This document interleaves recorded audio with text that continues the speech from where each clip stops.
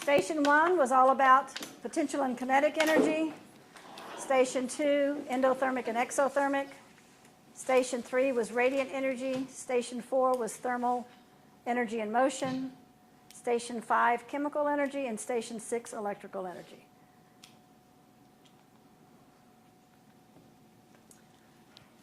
This is one of the pages out of the guide that helps the students, again, just reinforce the transformation, the energy flow, starting out with that flashlight we used and tracing it back like we did to the nuclear energy and forward into the radiant energy. So we have several pages like this that will just demonstrate the summary piece.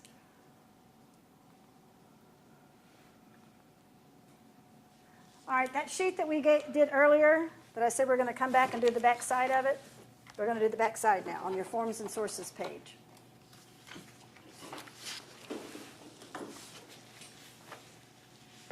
We talked first about the forms of energy: heat, light, sound, motion, growth, and what makes technology work. And then we talked about transformations. Those are the forms of energy. Those forms is how our energy is either stored or delivered in the sources. So we want to be sure that our students understand the difference between a form of energy and a source of energy. A source of energy is that natural resource that provides us with the energy. So this is a sheet that comes out of the Science of Energy guide, but I like to wait and use it after we've studied the sources of energy, because we're going to be culminating those two topics. So as we look at this sheet here, at the top, part 1, we've got the non-renewables on the left, the renewables on the right. How is the energy stored? In what form is the energy stored in petroleum? What do we know about petroleum? Because we've had our presentations on petroleum. We heard from the petroleum team. They told us how petroleum was formed. How is the energy stored in petroleum? What? It is. It's chemical energy. It's a non-renewable fossil fuel. Fossil of what? Ancient organic matter. Biomass can be ancient, or it can be what's been produced in our lifetimes. So chemical energy, or petroleum, is stored chemical energy. Whoops. Coal. How is the energy stored in coal? Same way. It is also a fossil fuel, so it is also chemical energy. Natural gas? Same. Uranium? Not the same. It is the nuclear piece. Uranium provides us with nuclear energy, the splitting of those atoms. And then propane? Chemical. It's chemical. Excellent. Very good. Over on the renewable side, biomass, organic matter. What form of energy? Wouldn't that be chemical? It is chemical. Very good. Just not ancient. Hydropower. Kinetic? More specific? Potential energy. Potential. No. Nope. Those are opposites. Kinetic, it's kinetic, but which kinetic? When we break it down. Motion. Very good. What about wind? Motion as well. Geothermal. That's an easy one. Thermal from where? Inside the earth. And solar? Radiant. Traveling in a transverse wave. Excellent. Very good. Now, you'll notice here the chart tells us what percentage of our energy comes from each source. This is another place where there tends to be confusion. And it's confusing in the adult population as well. And it goes back to what I was saying earlier this morning. A lot of times when people are talking about energy, they are really talking about electricity specifically. So it's very important that our students understand there's total energy that we use for feeding ourselves, transportation, manufacturing electricity, and then there's the energy we use just for electricity. There's the energy we use just for transportation. But when we're talking about total energy, we're talking about the big picture, all energy. You'll also notice that this is dated 2013. We get our statistical data from the U.S. Department of Energy's Energy Information Administration, EIA.gov. So when we go to press each year, we take the data that's the most current available when we are able to go to press. It usually takes them a year and a half, 2 years to get the data collected. We will use this data in my classroom presentation. But once my presentation is over, I will challenge those students then to go on the EIA website and see if they can find more current data that will either prove, support, or not the current data that we have here. So we want the students, this gives them an opportunity to see that the energy picture is constantly changing. It is not a stagnant picture. So when we look at the energy consumption by source, we find that petroleum, we look on the left side, you see that most of our energy comes from our non-renewable fossil fuels, not so much on the renewable side. But when we break that down to forms of energy, and I usually have the students do the math themselves, but we'll do it collectively here today, about 86, almost 87% of all the energy we use in this country comes from stored chemical energy. Where is that stored chemical energy coming from? Petroleum and natural gas. Organic matter. That organic matter is all the trees and green plants that are on this planet, whether they be ancient, stored as our fossil fuels, or what we have currently available to us in the form of garbage, logs for our fireplaces or a campfire.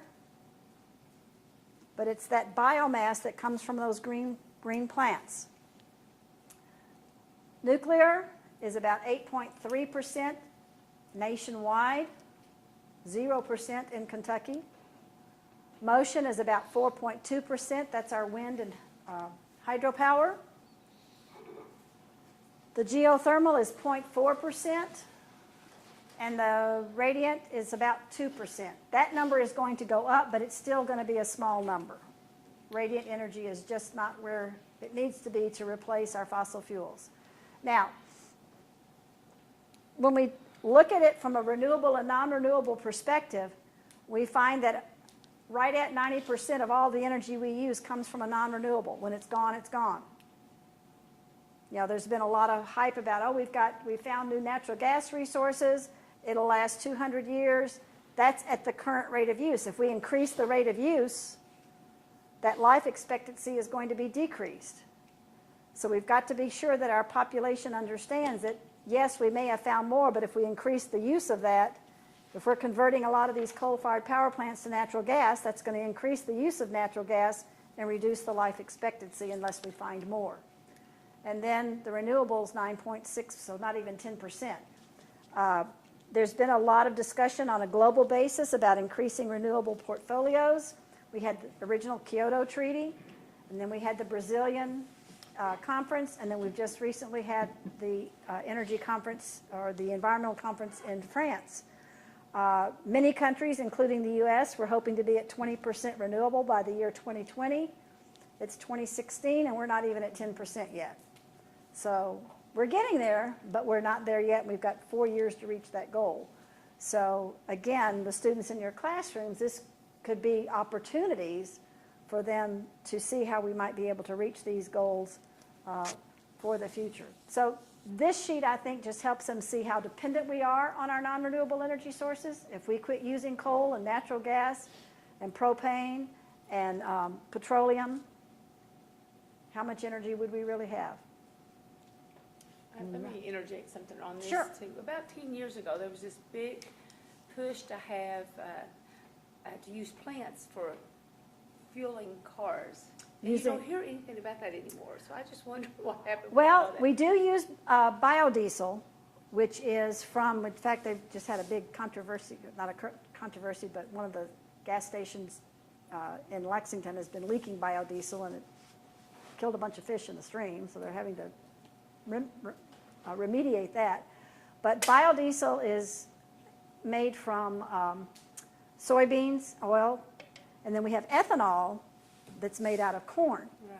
So there was the controversy, do we use it for a fuel source or do we use it as a food source for people? So that was part of the Food controversy. source. Why not? Well, in different places, different, it was called, I think it was called the tortilla effect, because we were using so much corn for ethanol that Mexico didn't have enough corn for tortillas. It was some crazy like that. But anyway, you don't have to print that part. There's those kinds of opportunities. And what was interesting is we have an ethanol facility in western Kentucky that we will probably visit again this summer on our tour. And the dilemma was the facility is owned by the corn growers. But many of them are also beef farmers. So the dilemma was, do we use our corn to feed our cows, or do we use our corn to process and sell as ethanol? Right. And, the market fluctuates. And then there's the controversy over, well, how much energy are you using to produce the ethanol as opposed to feeding the corn straight from the stalk to the cows? So, when you really get into it, there's so many variables to consider that for these farmers who own the co-op, which way do we go? What's the better? We're getting more money for the ethanol, but what are we going to feed our cows? Right. I know you don't hear of it anymore. There was a big push at one time. And it's still there. We're still using it. We have school buses that use biodiesel. We have some fleets that are using biodiesel. We are part of the north-south corridor for renewable fuels. So Kentucky is part of that I-71-75 corridor where you can go from Lake Michigan, I think it is, all the way down to the Gulf and refuel on either ethanol or biodiesel, depending on what your vehicle uses. So it's not as much in the news as it used to be, but it's still a viable option. University of Louisville also recently announced studying industrial hemp that's on the way really? back. To use that and convert that into fuel. It grows very fast and it can produce it, so they're in the study part of it. What about air pollution? Yeah. Not the same. It's a different kind of Don't hemp. put that on the video. It's a different kind of hemp. Okay. But the benefit for it is it will destroy out the marijuana. Right. Because populates. what it does is it destroys all, what's the chemical? THC. The THC, it kills it out. So when it is pollinating, it comes over, it kills it out. So, 0.03% THC is industrial hemp or less. That's interesting. It It can is. be used for car parts, and BMW, I think, has car part use. everything. And Kentucky is kind of leading, other than Colorado, is actually leading on the industrial hemp side. And with the all our auto industry and stuff, and our abandoned mine lands and stuff, it could be It's a very real quickly opportunity. growing, yeah. But what's interesting, looking at a historical perspective, I moved to Kentucky in '94, and it was about '96, '97, when all the deal about reducing tobacco growth production in Kentucky, what are we going to replace it with? And there was a middle school teacher, I want to say she was in Shelby County, but I'm not sure, don't quote me on that part. But Woody Harrelson has always been a proponent of growing industrial hemp. And she brought him in as a speaker to talk about the benefits of growing industrial hemp as opposed to tobacco. She lost her job. It shouldn't, in all honesty. And now here we are, It's a 15 major- years later, right on target with this is a viable option for So replacing. on what ground? I can't imagine. Just It was marijuana, but it wasn't. It was, again, misinformation, lack of knowledge about the difference between marijuana and industrial And hemp. it is It's been so- used for clothing, for Yeah. paper, Yeah, I know. It's so jewelry, lotions. all kinds of stuff. It's a very sustainable product. And it's a The other very thing that's fine- going on here in Kentucky, too, is Duke Energy and Alltech, along with CAER, are researching how to use algae as an alternative fuel source. And the Duke project is to capture the SOx and NOx, the pollutants coming out of the smokestacks, with the algae, purifying it, and then using the algae as a fuel source. So we've got a lot of great research going on here in Kentucky on how to remediate, mitigate negatives And part of this is to help sustain our coal industry, which has devastated the eastern part of our state right now. How can we continue to use this without, but yet keep improving? And we've improved so much. Going back to what I said earlier, we have much cleaner air now than we did 20, 25 years ago with our productions. But if China and India are still using the old technology, it's just kind of, we're not really gaining, we're just kind of balancing each other out. And they're getting our clean air and we're getting their, not so clean air. So again, understanding the bigger picture is very important for us to understand how working with global partners will benefit us here in our country. So we need to be sure that we're sharing those technologies, and that's what CAER is doing over in China, because they are building these plants like overnight. So it's It's like one a month or oh, one a day it's almost one a day, and I have a hard time believing that, but it's huge. Coal power plant a day. And they've been, not only in the production of electricity, but in automobiles. This is a nation that very few people had their own automobiles. Well, now they want them. So here's more demand for fuels for vehicles and the vehicles themselves. So there's a great opportunity, especially I think at the high school level, to really get into global economies, looking at the need for energy and what we're doing across the planet. Another interesting phenomena, Germany used to have, and they still have the facilities using a lot of nuclear. But as soon as Fukushima, is that how, did I say it right, happened, they shut down those nuclears and fired back up their coal-fired. Said it's not worth the risk. So, 25 or 30% of their. How do It was- you shut down the nuclear? it takes a while, but we shut ours down for maintenance. It takes a while, but you can shut them down. They do maintenance but nuclear and coal cannot be fired up instantaneously like natural gas can. So that's why more of our baseload plants are becoming natural gas. Just like hydro, we can flip the switch and they're up and running. Coal and nuclear, it's a So I was always process. under the impression that once that nuclear started, it No. always- No, you can bring them down.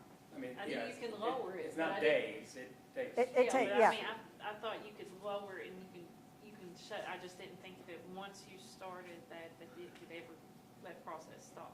My understanding is we can shut them down. They do routine maintenance and they gradually bring them back up. Keep adding uranium into the process, and I don't like them at nukes, into the process. So when And- you stop adding it, you have machines that Okay. kind of scale it back over time. So it's just the process, you can't stop until that uranium runs out. That's my Okay, now that's might be where, okay. That may take a while for you. That's what I was getting at, because you look at the half-life of uranium. Yeah. This particular slide, I think, is, it looks like a bunch of spaghetti, but as a consumer, I think it's really important to be able to understand that when we're looking at energy consumption by source and sector in the U.S., most people think of coal as producing the most energy. Well, when we're talking big picture, we get more energy from petroleum than we do coal or natural gas. We're talking big picture. Now, if you go over to sector, what sector of the economy uses the most energy?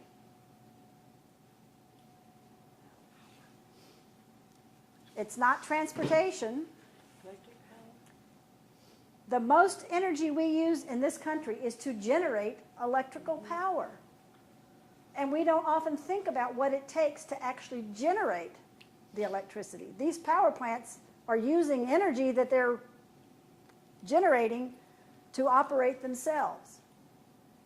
I had the fortunate opportunity to go on a drag line over in Hazard area, and noticed when I got on the drag line, there was this big black cord, and I thought, drag lines are huge, and followed the cord to a transformer.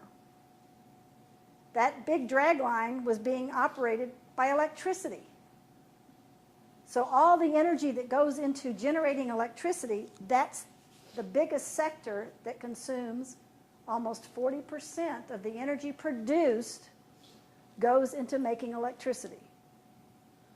So again, if we can be smart about how we're using electricity in our schools and our homes, it's going to be a more efficient economy. So, and the other thing about this graph that I like is it still shows that right now coal is producing 46% of all the electricity. Natural gas is at 20%. Petroleum is that 1% that we're getting out in Hawaii. And, but 100% of our nuclear power, even though it's only 8.3% of total, 100% of that is going to electrical generation. Now, this number right here, that 20% to natural gas, that's going to go up. And it's going to be probably a pretty dramatic increase. Already this year, natural gas has outproduced coal several different months. So I'm not going to be too surprised if this year's average natural gas surpasses coal for the generation. So again, it's always fluctuating, always changing. If we don't understand that, we don't understand the big picture. Since we're in a coal area, most people think that regulations and stuff are what's killing the coal industry. One, in eastern Kentucky, it's less supply. It takes more and more money to get it out of there. But as you hear those particular statistics, all the more reason to look at diversifying our energy portfolio, to look at wind and look at solar as a way. What's going to happen with natural gas is every power plant shifts, and it takes years and years to build a new one, is that price at some point is going to go up because of supply and demand. And then where are we? So that's why KULG&E and even EKP are beginning to diversify their portfolio, because they understand the dynamics. And natural gas is a much more volatile resource than coal or petroleum. In the early, mid-1990s, Duke Energy built a natural gas facility in western Kentucky, and it never opened because the price of natural gas spiked so that it wasn't a viable option anymore. Somebody's now since purchased it and using it, but again, just to show that volatility of the market on the different resources. We've been very fortunate. Eastern Kentucky has a very clean coal, but it's an expensive coal. And then when the Powder River Basin was opened up in Wyoming and we could start blending, we lost a lot of our market share for our clean coal. Most of our Kentucky coal is now being exported overseas. Yeah, 60% of the coal we burn in Kentucky is from out of state. Yeah. Well, my husband, of course, for years, his father owned a coal mine, had an operation. And Scotty says that what was acceptable 25 years ago, they rejected. Now there's so much regulation on what coal is allowed. There, what the coal used to be good, now they won't take because of the, the green, the ozone layer. It's what we've learned. Right, but he says, this would have passed years and years ago. Now they won't let it pass. So that's one reason that the coal industry is failing, is because there's so much regulation on what is acceptable and unacceptable. And part of that, what's acceptable and unacceptable, is looking at what are the impacts. Right. And we've learned a lot over years. We know that. And we've also learned how to improve the process. So we've gained in some areas and we've lost in others. But this is one chance. There are a lot of factors, not to say that all regulations are good, because they're not. But we learn over time how to improve. And sometimes the improvements cause us pain. Well, he's not in it anymore. Yeah. The company shut down. I mean, but But anybody's still, ever studied the history of Kentucky or Appalachian, let's just say that Appalachian, coal has been a boom and a bust since the beginning of time. And it'll come back. You wait and see if it doesn't come back. It will come back. It won't in eastern Kentucky. It won't. Listen. Oh, God. Okay, tell me why, so I can. Because the amount of coal that's there used to be. Exactly, they've mined it, exactly. Now the seams are smaller and smaller, and therefore the cost of getting coal out now is $30, $40 a ton. Because it has to be underground. And in Wyoming or even western Kentucky, it's probably $25. And I'm just making those numbers up, but that's the disparity. So it's not affordable. Nobody's going to buy it at those costs. And regulations do have an impact. I'm not dismissing They do, it. I know they do. But it's more natural gas prices coming down. Right. That has caused the dramatic. We've lost 10,000 jobs since 2008. In Kentucky. So In we, Kentucky. let me ask you this too, what about it was like a synthetic coal that they were fixing in South or North Dakota? Have you heard about that? The I've heard of it, Synfuel, I don't know. Yeah, okay. We did research did that on that. ever take off? It didn't. because we even were doing research here in Thousands of Kentucky on dollars that. into that, Yeah, yes. yeah. They're always looking for something. But, oh shoot, I was gonna say something else, I forgot. I didn't mean to get off subject. No, Oh, no, I it's love good. it. No, I it's love good. it. It's good. This is my kind of It's good. conversation. Yeah, isn't it? yeah. Aren't I weird? But if you look at the bigger picture on sectors, schools fall into the residential commercial area, so we're really, barely a blip on the screen, but it doesn't mean we shouldn't care and be more efficient in what we do. Because if we can reduce here, this will reduce here too, because we're using the same amount of generation to serve more people. The demand for electricity is not going to go away. It just prevents us from having to build new power plants, and new power plants cannot be built overnight. With all the permitting and the environmental studies, it takes 15 to 20 years to get a new plant. If we started today, it would be a long time. What I was going to say was, as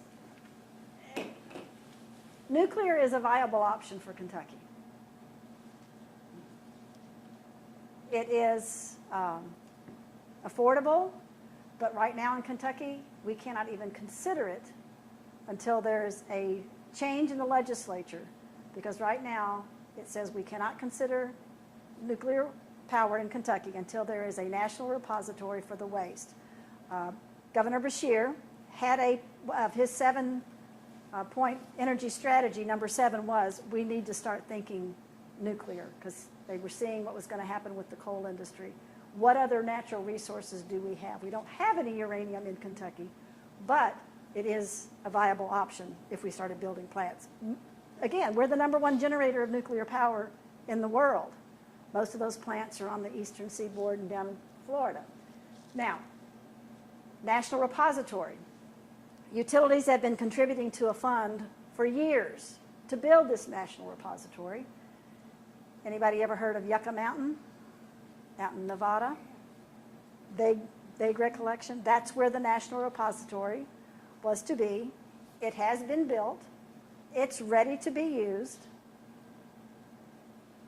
But politics got into the picture. And Senator Harry Reid is the senator out there, and now we don't want it here. For a few more weeks. For a few more weeks, yeah. But this just shows, and when you think, and again, this is just a discussion, just to think about.